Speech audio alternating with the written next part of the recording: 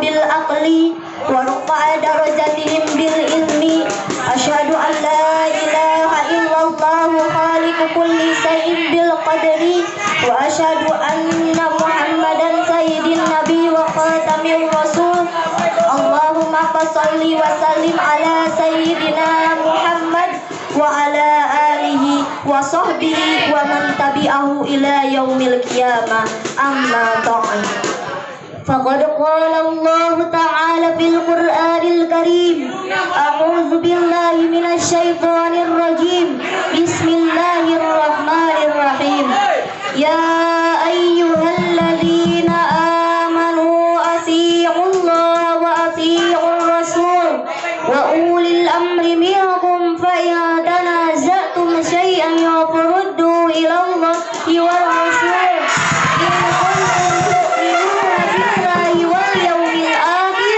ذلك وأحسن تأويلا وقال النبي صلى الله عليه وسلم العلماء ورثة الأنبياء الحديث والله أعلم بالغالب. Hadirin rahimakumullah, agama Islam memberikan penghormatan terhadap ulama. Bagaimana tidak, ulama menempati posisi yang sangat strategis dalam Islam, yakni sebagai pewaris para nabi, sehingga pendapat dan buah pemikiran ulama merupakan referensi hukum yang patut dijalankan. Maka dari itu menjaga martabat ulama pejuang agama merupakan tema yang akan kami uraikan.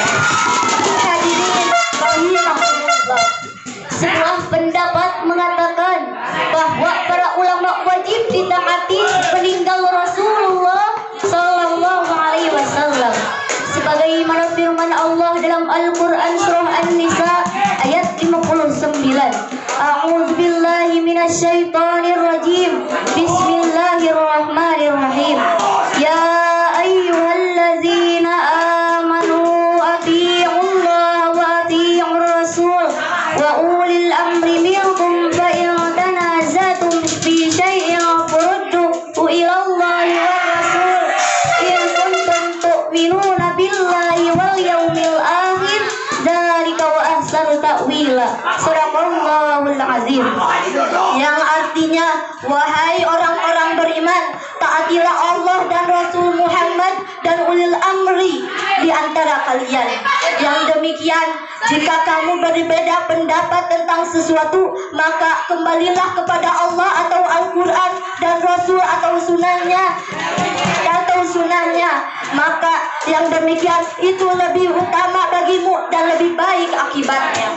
Hadirin rahimakumullah, arti ulil amri yang dimaksud dalam ayat tersebut ialah para ulama dan ahli fikih. Akan tetapi tidak semua ulama termasuk kategori yang dimaksud. Sebagai manusia biasa, ulama pun tak luput dari kehilafannya sebagai manusia biasa. Lalu ulama apa yang dimaksud dalam ayat tersebut? Jawabannya adalah, menurut Kamus Besar Indonesia, ulama diartikan orang yang pandai atau ahli dalam pengetahuan agama Islam. Namun bukan hanya itu saja, ulama juga pandai dalam pengamalan ilmu yang ia punya. Akan tetapi fenomena belakangan ini, banyak orang yang mengaku-ngaku dirinya ulama padahal nyatanya bukan. Lalu bagaimana kita mengetahui, bagaimana kita selaku umat Islam bisa menjaga martabat ulama, sedangkan kita tidak tahu karakteristik ulama mana yang harus kita jaga dan yang harus kita bela. Dalam kitab Ihya Ulumuddin karangan Abu Hamid bin Muhammad bin Ahmad Al-Ghazali mengatakan bahwasanya ulama terbagi menjadi dua bagian. Yang pertama ialah ulama akhirah, dua ulama su atau ulama dunia. Lalu ulama mana yang harus kita jaga? Apakah ulama akhirah atau ulama dunia? Hadirin rahimahumullah, perlu kita ketahui apa itu ulama akhirah dan apa itu ulama dunia. Di dalam kitab Ihya Ulumuddin dikatakan bahwasanya ada beberapa sifatan ulama. Di antaranya yang pertama, ulama akhirah, ia tidak pernah mempergunakan ilmunya untuk selalu mencari keperluannya dari dunia. Berbeda dengan ulama dunia, ia gunakan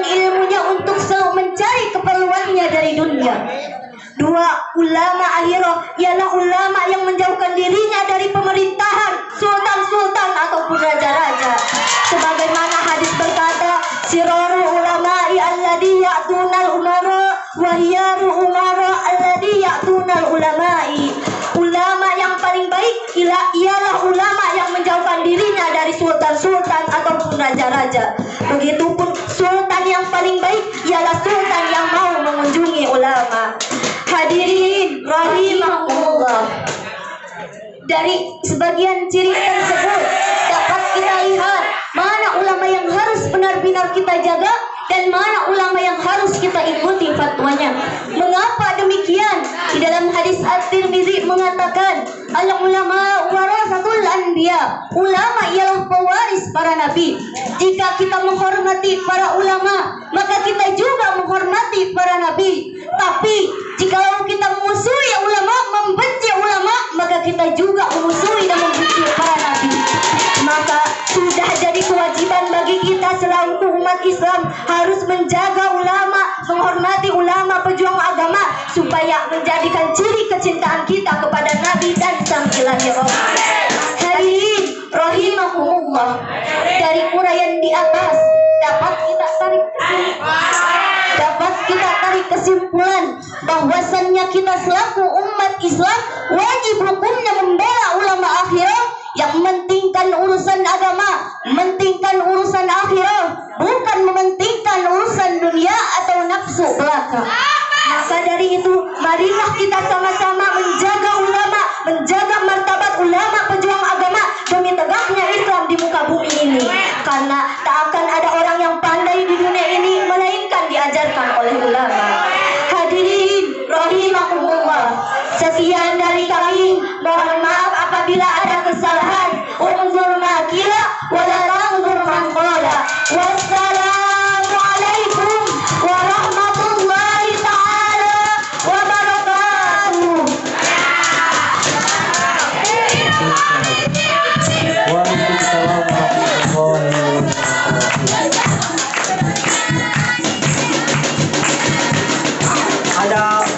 Ada satu pantun dari seorang Jarjitsi untuk kelompok putri. 2-3 sapi bikang, kelompok putri pasti yang menang. Mana suaranya kelompok putri? Kelompok putri, kelompok putri, kelompok.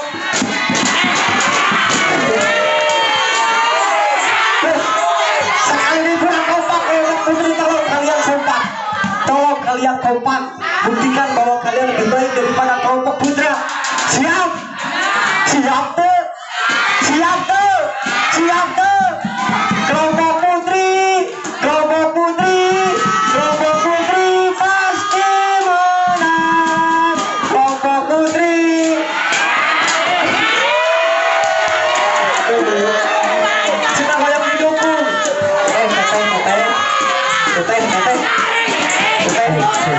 Gak enak banget, gak enak banget, gak enak banget, gak enak banget, gak enak banget.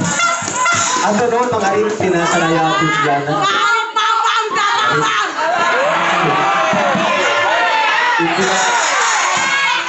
Untuk malam ini. Sekap, salah jenah. Masih betul. Pindah karena basul kutu. Kelompok putri, tolong kalian tampil untuk lebih baik. Tunjukkan bahwa kalian lebih baik daripada kelompok putri.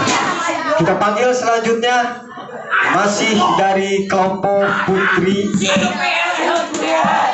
dari grup Siti Hajar yang beratasnamakan Siti Salma. Kak Teh Siti Salma, maka waktu sudah buka di hadiran. Dan informasinya nyata kasih Bapak Yun karena bicara moderator.